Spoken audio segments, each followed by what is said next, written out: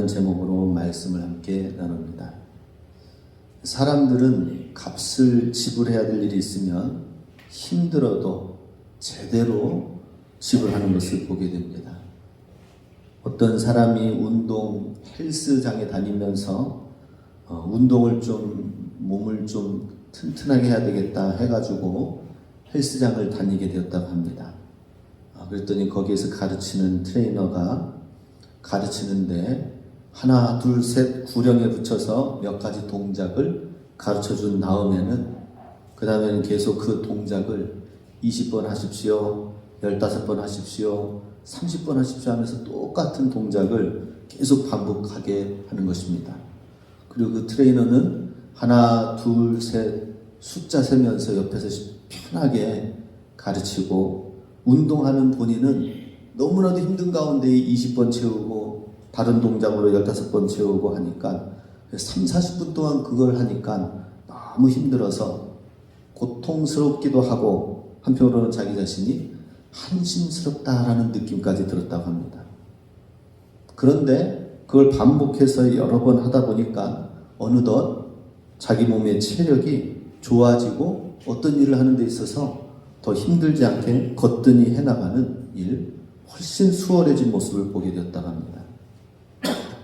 그래서 힘들고 고통스러워도 돈을 지불해 가면서 그 코치로부터 체력 단련을 해나가는 모습을 보게 됩니다. 어떻게 해서든지 값을 지불해서라도 나에게 유익이 된다 싶으면은 아낌없이 지불하는 것을 보게 됩니다. 또 어떤 사람이 우즈베키스탄에 잠시 머무르는 시간이 있었습니다. 그런데 거기에서 갑자기 몸이 안 좋아져서 구안화사가 왔다고 합니다. 그래서 입이 돌아가게 됐다고 합니다.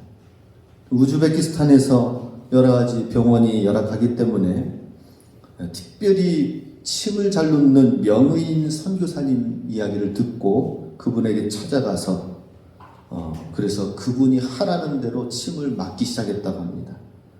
얼굴에다가 침을 20개를 꽂으면서 얼마나 아픈지 기절하고 눈물이 날 정도였다고 하는데 비명 한번 지르지 않고 꾹 참았다고 합니다. 이유는 무엇입니까?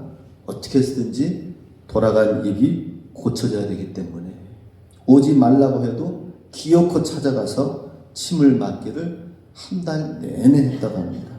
너무나도 힘들어서 이젠 침만 봐도 반사적으로 고통이 몰려왔다고 합니다. 그렇게 한 달간 침 맞으러 간 이유가 무엇입니까? 입을 정상으로 돌이켜야 했기 때문이다 하는 것입니다. 더 좋아지는 것도 없어요. 원래 상태로 돌이켜지기만을 고통을 감수했던 것입니다. 참으로 우리 세상 가운데서는 힘들고 아프고 어렵더라 하더라도 값을 지불하고 고통을 감내해야 되는 일들이 많이 있습니다. 오늘 이사야 본문에서는 하나님께서 그러나 값을 지불하지 않아도 될 곳에 은을 달아주고 왜 값을 지불하느냐라고 말씀하시면서 정말 값을 지불해야 될 것이 무엇인지를 말씀해주고 계시다라고 하는 것입니다. 오늘 본문 이사야 55장에서는 기근에 빠진 유다의 모습이 나옵니다. 비가 오랫동안 오지 않아서 물을 구할 수 없음으로 인하여 농사를 지을 수도 없고 굶는 것뿐만 아니라 목도 마르고 제대로 씻지도 못하는 그런 상황 속에 갑자기 반가운 소식이 들렸습니다. 물이 있다라고 하는 것입니다. 물이 여기 있다. 그리고 목마른 자들은 와서 누구든지 공짜로 마음껏 물을 마시라고 초청하는 글이 나옵니다. 이것이 바로 하나님의 위대한 초청이다 하는 것입니다. 그동안 하나님을 기대하지 않고 다른 유대인들이 다른 나라나 우상을 기대하였던 유대 백성을 향하여서 정말 물을 마시길 원하느냐? 그러면 하나님의 이 위대한 초청장 내게로 나아오라라는 이 말씀에 초청의 믿음으로 응하는 자는 하나님이 그에게 물을 주시되 물뿐만이 아니라 최고의 음료인 포도주와 가장 영양가가 높은 우유까지 함께 풍족하게 주시겠다라고 하는 것입니다. 1절 같이 읽습니다. 오라 너희 모든 목마른 자들아 물로 나오라 돈 없는 자도 오라 너희는 와서 사 먹되 돈 없이 값 없이 와서 포도주와 젖을 사라. 헬스를 하는데에도 또 몸이 불편한 데에도 아낌없이 돈을 지불해서 해나가려고 하는 그런 것이 우리가 사는 상황 속에 일어나지요. 그러나 하나님께서는 너희 목마른 자들아 물로 나오라 돈 없는 자도 오라 사 먹되 돈 없이 값 없이 와서 포도주와 젖을 사라라고 말씀을 하고 있습니다. 아프리카에서는 안 그래도 기근이 얼마나 뜨거운 지구가 뜨거워서 기근이 일어나고 있습니까? 그렇게 사는 것 자체도 힘든데 거기에서 내전이 일어나는 총칼을 다루면서 서로 싸우는 부족들이 그렇게 많이 있다고 합니다.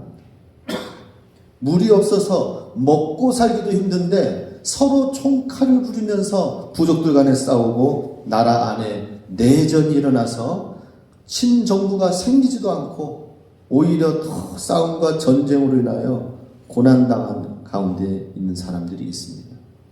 얼마 전에 튀르키예와 시리아도 지진을 맞아서 너무나도 안타까운 엄청난 피해가 있어서 세계 곳곳에서 튀르키예, 시리아를 도와주자 해가지고 그 도움의 손길로 구호품들을 가지고 구호물자를 가지고 가는데 그래도 튀르키예는 그래도 나름대로 잘 그 구호품이 들어가고 구조팀이 들어갔습니다.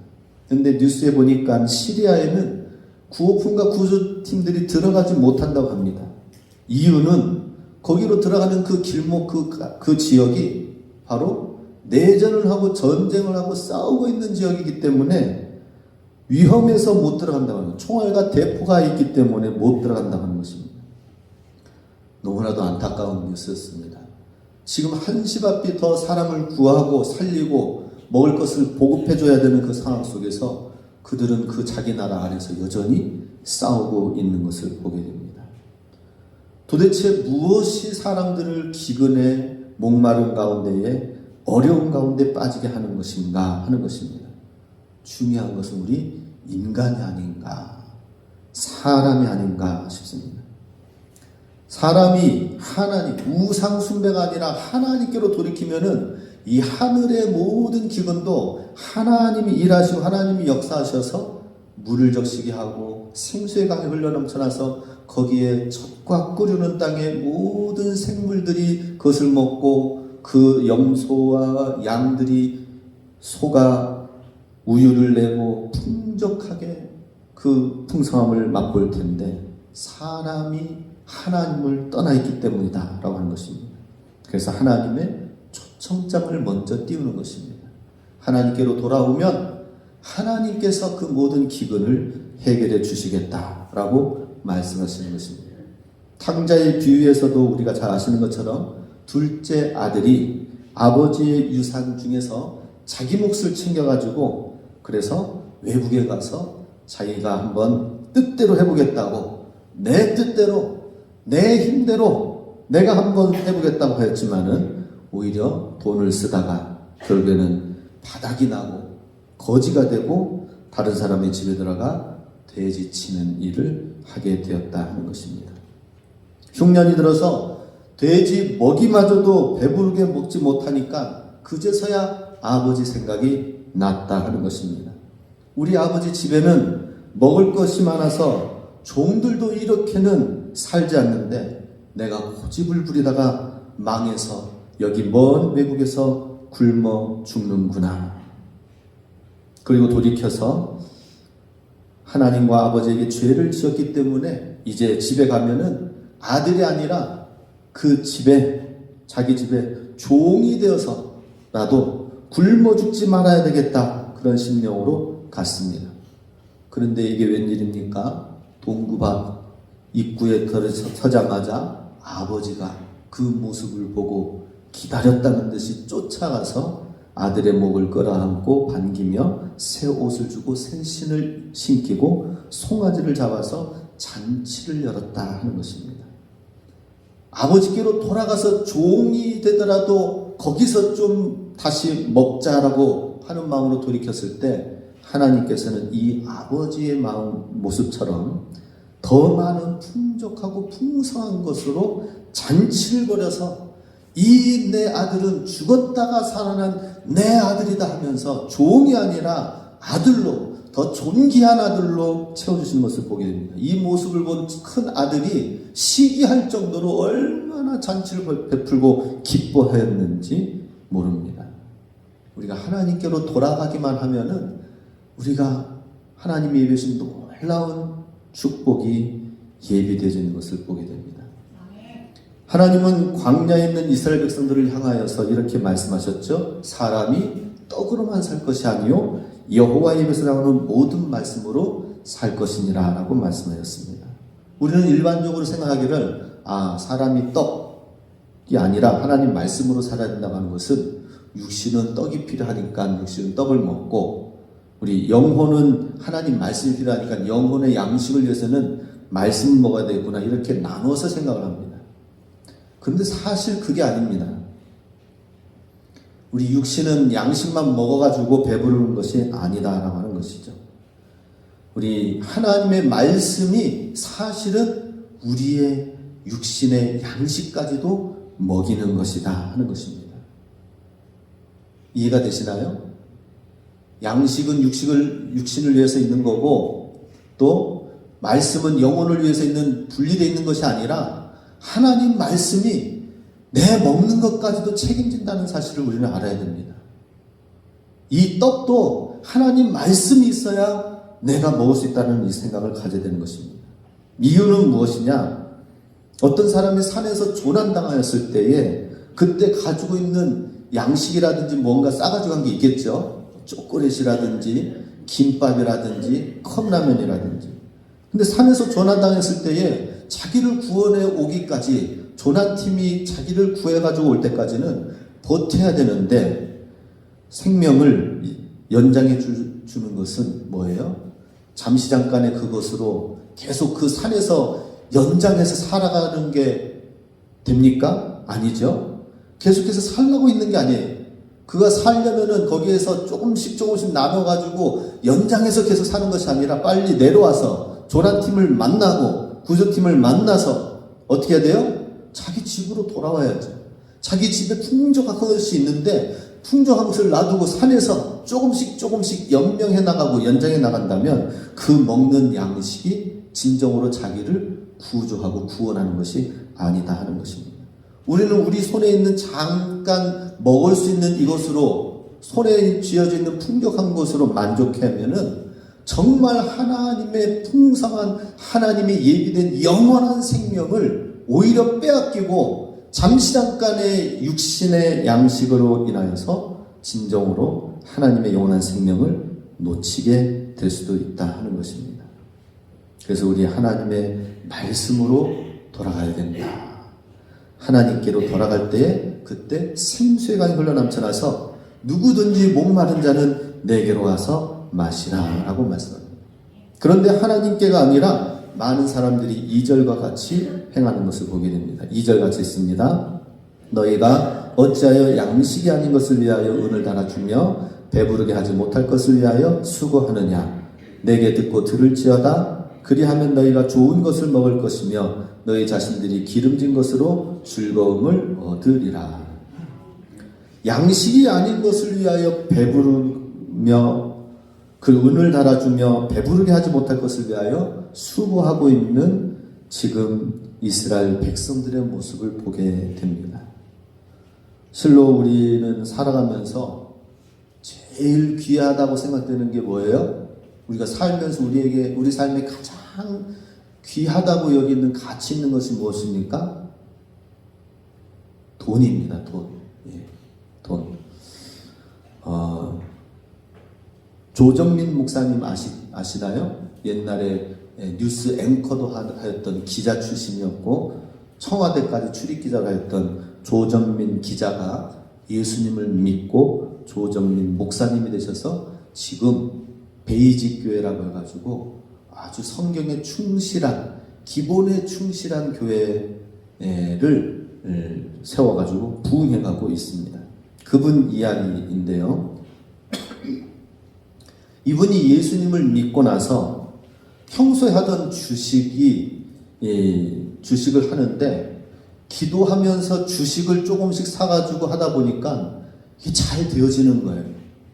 이야, 예수 믿기 이전에도 좀 그랬지만은 예수 믿고 나서 주식을 놓고 기도하다 보니까 더 잘 되어지는 거예요.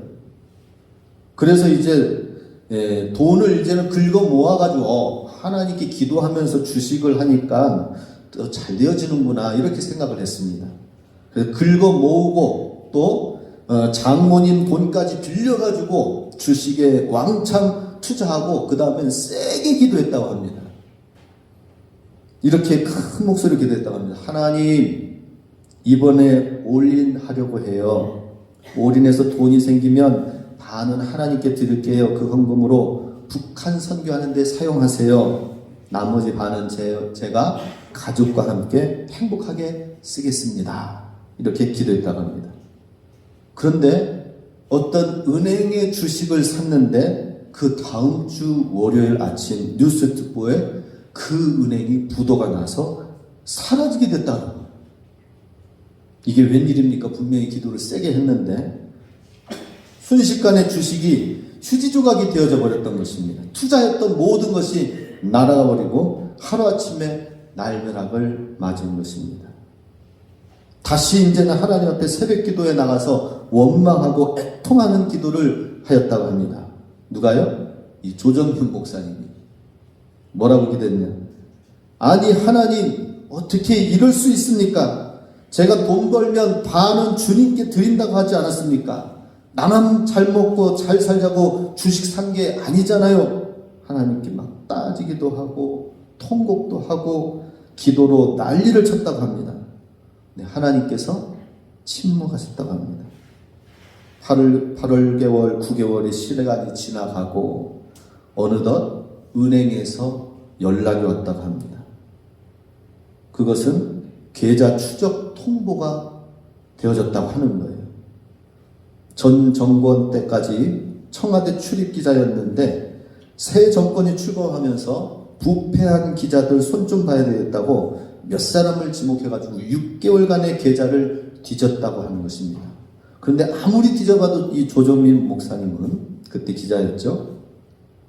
빚밖에 없으니까는 계좌 추적이 무의로 끝났다고 합니다.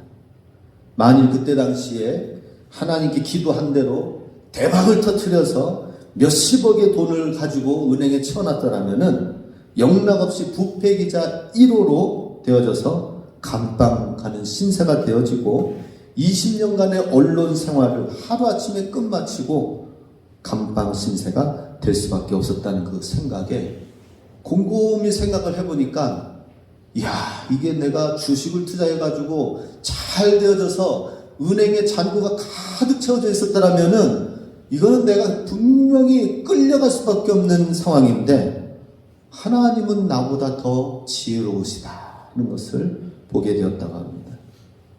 돈을 막상 잃고 나니까 하루 종일 그는 그동안 돈을 묵상하고 돈을 바라보면서 그동안에 내가 얼마나 돈에 묶였던 자인가를 생각했다고 합니다.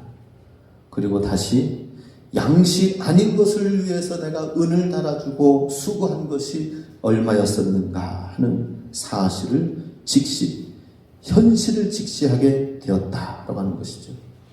그리고 이분이 예수님을 제대로 믿고 더 잘 믿어서 목사님이 되시고 그리고 지금은 제가 보기에는 목사님들 메시지 중에서 정말 깨끗하게 하시고 말씀 그대로 하려고 말씀을 연구해가지고 어떻게 쓰는지 내가 이 말씀 연구하는데 이분이 예전 뭐 신학을 일찌감치 한 게 아니잖아요. 그죠? 어떻게 해서 더 따라잡고 더 열심히 해서 더 많이 배우고 더 연구해가지고 제대로 된 하나님의 말씀을 온전히 전하겠다는 이 한 가지 목표를 가지고 이제는 나아가고 있는데 정말 제가 존경하는 마음이 듭니다. 우리 3절 말씀 같이 읽습니다. 너희는 귀를 기울이고 내게로 나와 들으라. 그리하면 너희의 영혼이 살리라. 내가 너희를 위하여 영원한 언약을 맺으리니 곧 다윗에게 허락한 확실한 은혜니라. 자, 그렇다면은 은을 위하여 수고하고 헛된 것, 채워지지 못할 것을 위하여서 은을 달아주고 수고하는 것에서 이제는 나와서 하나님이 가르치시는 방법은 무엇입니까? 내게로 오라고 할 때 내게로 오는 방법은 뭐예요? 3절 읽은 것처럼 너희는 귀를 기울이고 내게로 나와 들으라 라고 말씀하십니다. 하나님의 말씀을 들으라 라고 말씀하십니다. 그리하면 너희 영혼이 살리라 라고 말씀하고 있습니다. 하나님 말씀이 귀에 들려져야 됩니다. 하나님 말씀을 내가 읽을 수 있어야 됩니다. 하나님 말씀에 내가 감동이 되어야 됩니다. 그리고 그 하나님 말씀 때문으로 인하여 내가 이 말씀대로 살아야 되겠다는 이 의지를 가지고 있어야 됩니다. 그런데 그냥 일주일에 한 번 주일 말씀 듣고 그냥 은혜 받고 감동되어져서 일주일을 그냥 살아가면 안 되고요. 날마다 이 하나님의 말씀을 들으려고 해야 됩니다. 주일날의 이 말씀은 하나의 은혜의 우물에 마중물 역할을 하는 것이고요. 그 물이 뿜어 올려졌으면 이제는 내가 계속해서 펌프질해서 일주일 내내 하나님 말씀을 붙들고 말씀을 듣고 말씀과 씨름하고 그 말씀대로 살려고 해야 된다 하는 것입니다. 우리 성경에 보면은 제일 오래 산 사람이 969세를 살았습니다. 그 사람이 이름이 뭐예요? 무두셀라죠. 예. 969세.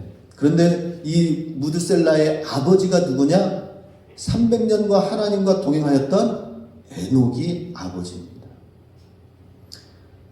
에녹이 무드셀라를 낳은 후에 하나님과 300년 동안 동행하였다라는 말씀이 나옵니다. 창세기. 무드셀라를 낳고 나서 300년간 하나님과 동행하였다. 그런데 무드셀라라는 말은 무슨 말이냐면 메트셀라. 메트라는 것은 데드, 죽는다는 뜻입니다. 셀라라는 것은 투 센트, 보내다라는 의미예요. 그것은 뭐냐? 죽으면 하나님이 심판을, 비를 보낸다라고 하는 것입니다. 무두셀라,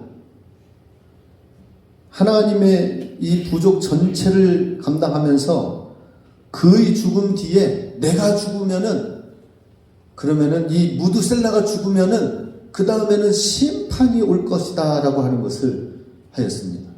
그런데 나중에 계산해 보니까 무두셀라가 96세 때 죽고 그때에 바로 노아의 대홍수가 일어나게 되는 것을 보게 됩니다. 그러니 이것을 어떻게 알았을까요? 에녹은 하나님을 생각하고 하나님을 묵상하고 하나님의 말씀을 듣고 그래서 이름을 줬고, 그래서 무두셀라 내 아들이 969세 동안 오랫동안 가장 오래 장수하였죠.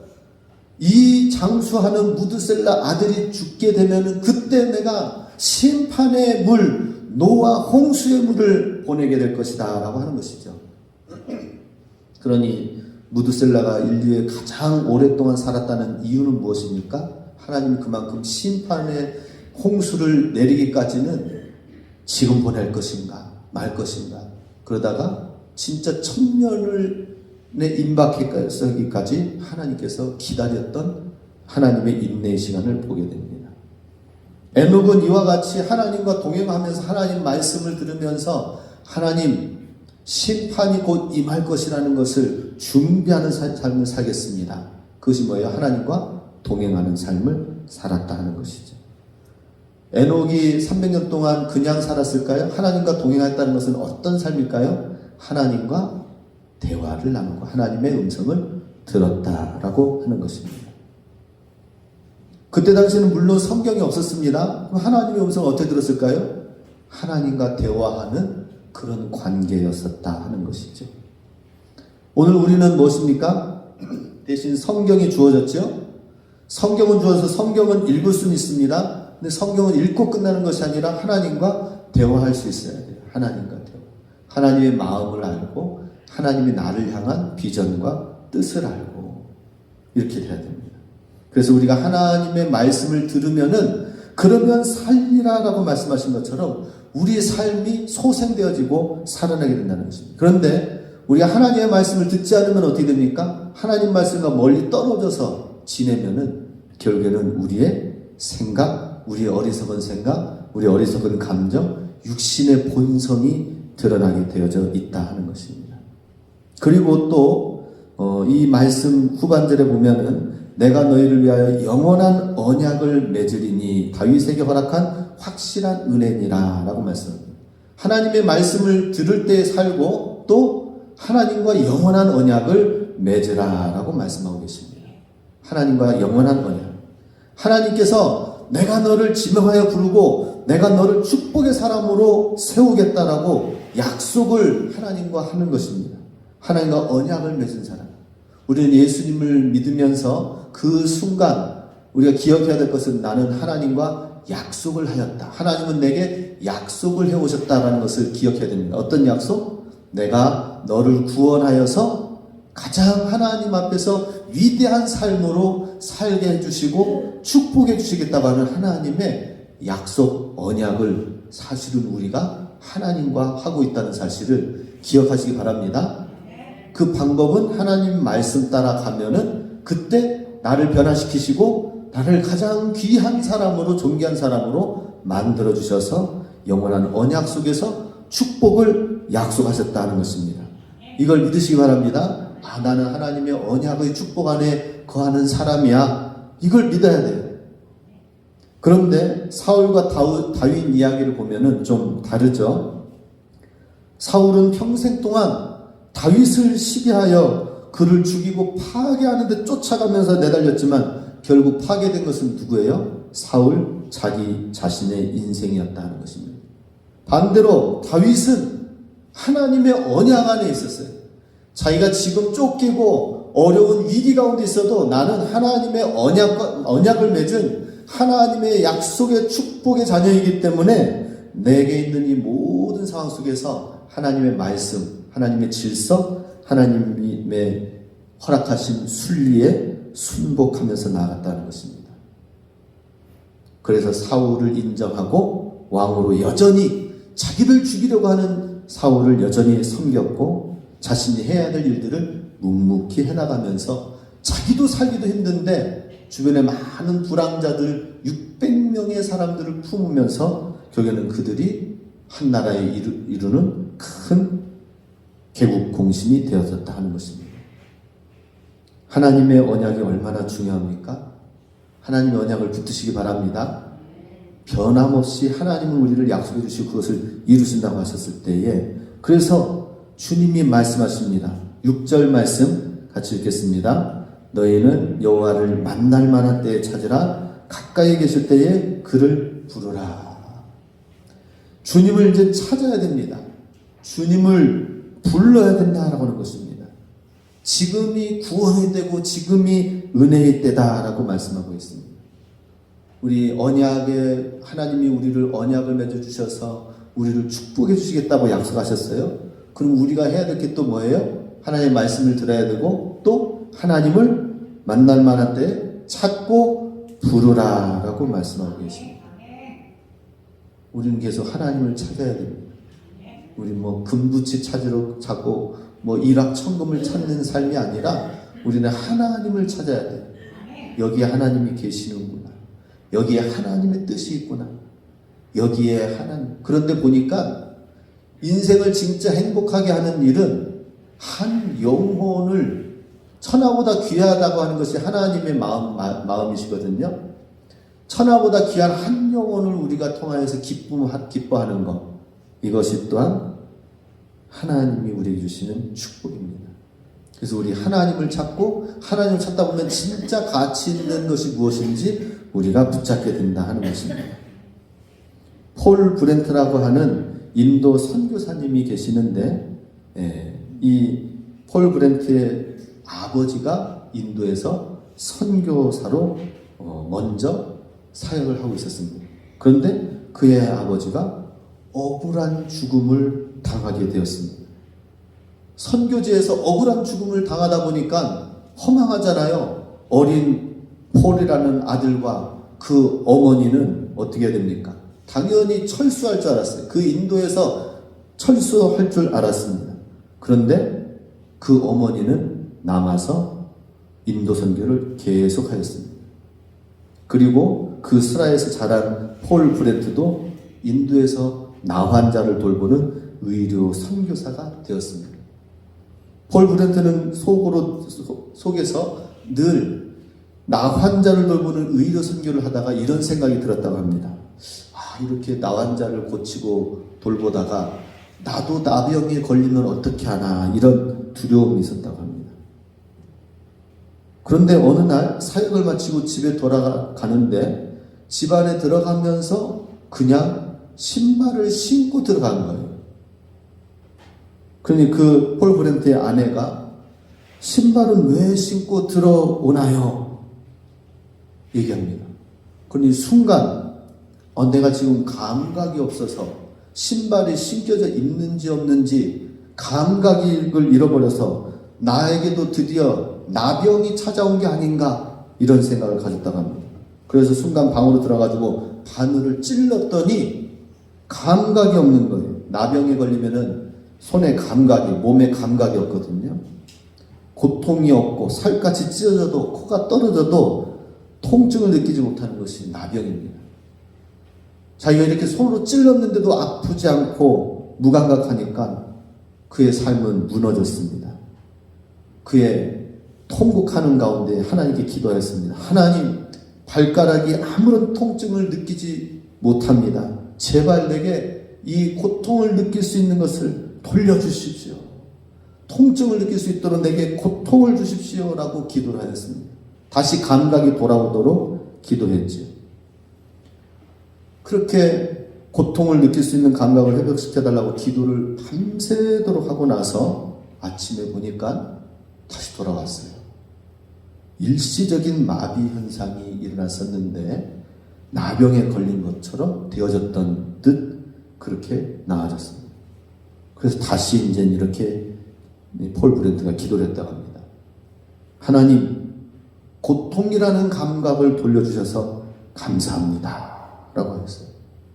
하나님께 찾았더니, 하나님께 주여 내게 고통을 주십시오 라고 구하였더니 다시 고통이라는 감각을 주셔서 감사합니다 라고 하였습니다. 우리는 때로는 고통을 싫어합니다. 고통을 멀리합니다.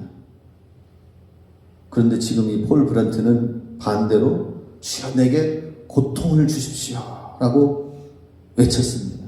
그리고 고통을 감각하는 그게 다시 정상적으로 돌아오니까 이 과정을 통하여서 고통에는 하나님의 선물이 담겨져 있구나 하는 것을 깨달았다고 합니다. 고통이 있어야 생명을 지키고 생명이 생명되게 하는구나 하는 것을 깨달았습니다. 그리고 다시 한번 이 폴 브렌트 선교사님은 하나님을 간절히 찾았습니다. 주님, 잠시 잠깐의 이 고통을 내게 고통을 허락해달라고 했는데 모든 선교하면서 그동안에 어려웠던 모든 과정 속에서 고통이 문제가 아니라 고통을 주시는 것도 하나님이시고 고통의 의미도 새롭게 하시는 것도 하나님이시니 내가 하나님만 온전히 찾고 깨닫고 구하겠습니다 라고 하였습니다. 우리는 어떻습니까? 고통이 있으면 그 고난을 통하여서 하나님을 찾아야 되는 것입니다. 그런데 고통을 해제시키고 고통이 없어지게 해주셔서 하고 그 다음에는 하나님을 더 이상 찾지 않는데 그게 문제다라고 하는 것입니다. 그래서 우리 하나님을 찾는 것이 우리 삶의 중심이 되고 주제가 되어진다면은 고난이 삶의 어려운 문제가 아니다라고 하는 것입니다. 지금 유다 백성이 물이 없어서 가라고 목말라하고 힘들어할 때에 물이 없는 게 문제가 아니라 기근이 문제가 아니라 원래 이스라엘 백성의 문제는 뭐예요? 하나님을 온전히 찾지 못하는 데서부터 문제가 생겨졌다 하는 것입니다. 우리 삶을 한번 돌아보시기 바랍니다. 하나님을 온전히 찾지 못하고 구하지 않기 때문에 오는 그 많은 문제들과 고난이 있지는 않는지 돌아보시기 바랍니다. 그리고 하나님이 계시다면은 하나님 안에서는 어떤 고난도 의미가 있다라고 하는 것이죠. 예, 골프 선수 최경주 선수가 있습니다. 또 이영표 선수, 축구 선수가 있는데 서로 대화를 나누는 시간이 있었다고 합니다. 그 골프 선수를 향하여, 최경주 선수를 향해서는 이렇게 얘기했다고 합니다. 골프에는 심판이 없으니까 참 좋겠다고. 그죠? 골프에는 심판이 없으니까 참 좋겠다고 얘기합니다. 그랬더니 최경주 선수가 스스로 정직하면 되기 때문에 정말 심판이 없어서 나는 좋다라고 얘기를 합니다. 내 스스로 내가 열심히 하면 되기 때문에 만족해하는 것입니다. 그러면서 이제 이영표 선수, 축구 선수에게 얘기를 합니다. 축구는 심판이 있어서 심판이 불공정하게 심판을 내리면 참 좋지 않겠다라고 얘기를 하면서 축구보다는 골프가 더 낫지 않느냐 이 얘기를 하는 것이었습니다. 그런데 이영표 선수가 아주 참 기독교 신앙인이죠. 최경주 선수도 그렇지만. 근데 이영표 선수가 뜻밖의 말을 했다고 합니다. 시합을 하다 보면은 부정한 심판도 있고 불공정한 심판도 있기 때문에 그것 때문에 참 힘들다라고 얘기합니다. 그런데 그것을 게임의 일부라고 생각을 하고 해야지 불공정한 심판에 매여서 마음이 매이면은 게임 전체를 망치게 된다라고 하는 것입니다. 인생을 살다 보면은 고난을 겪게 되는데 그 고난이 하나님 안에서 삶의 인생의 일부라고 생각을 하면 되는데 많은 사람들이 그 고난 앞에서 멈추는 거예요. 그 고난이 모든 인생의 전부가 되는 것처럼 해서 인생 자체를 깨지고 부서지고 어려워하는 분들이 많이 있다는 것입니다. 근데 우리 하나님이 있는 사람, 하나님을 찾는 사람은 고난이 뭐예요? 어려움이 우리 인생의 한 일부 가운데 하나님이 허락하신 하나님의 거대한 일의 빅픽처, 검은색으로 되어져 그린 것처럼 막 한 것 같지만 이 검은색 종이가 합쳐져 가지고 나중엔 거대한 고래를 만드는 빅픽처로 만들어지는 것처럼 하나님이 있고 하나님을 찾는 인생은 고난도 어떻다는 것입니까? 의미가 있다. 내게 필요한 것이다. 라고 하는 것입니다. 그래서 주님이 말씀하십니다. 7절 같이 있습니다. 악인은 그의 길을 불의한 자는 그의 생각을 버리고 여호와께로 돌아오라. 그리하면 그가 긍휼히 여기시리라. 우리 하나님께로 돌아오라. 그가 너그럽게 용서하시리라. 하나님께로 돌아가야 된다. 어떻게? 그 길을 불의한 자는 그 생각을 버리고 여호와께로 돌아오라. 우리 그동안 하나님 없이 살아온 것에 너무 우리는 익숙해져 있고 하나님 없이 나 스스로 내 노력으로 내 힘으로 살아오고 내 혼자 결정하는 일들이 그동안 많이 있었습니다. 이제는 하나님께로 돌아와서 하나님과 함께 해야 돼요. 하나님 안에 새롭게 회복되어야 됩니다. 가인과 아벨의 제사에서 가인은 아벨을 시기하여서 결국 최초의 살인자가 되었습니다. 그런데 너무나도 안타까운 것은 이 가인이 잘못 오해한 생각들이 있습니다. 그것은 뭐냐면 아벨은 이렇게 축복해주고 나의 힘으로는 나를 받아주지 않으니 그럼 여기에서 생각을 바꾸면 되는 거거든요. 가인이 어떻게 바꿔요? 하나님은 아벨을 받으신 것이 아니라 그의 재물과 함께 아벨을 받았기 때문에 내가 하나님 앞에 드리는 데 있어서 이 재물을 좀 더 정성스럽게 더 새롭게 하나님 앞에 드려야 되겠다 해서 바꿨더라면 자기 자신을 계산할 수 있는 기회로 삼았더라면 그러면은 나 자신의 내가 있는 삶 속에서 내가 농사짓는 여기에서 하나님이 받으실 만한 예물로 드립니다 라고 한다면 오히려 더 하나님의 더 풍성한 은혜를 경험하고 축복을 경험했을 것입니다. 그런데 가인은 생각을 바꾸지 않았습니다. 하나님은 나를 미워하셔. 하나님은 아벨만 좋아하셔. 하나님은 아벨이 드린 예물은 받으시고 내 예물은 받지 않으셔. 생각에서부터 이미 막혀져 있는 것입니다.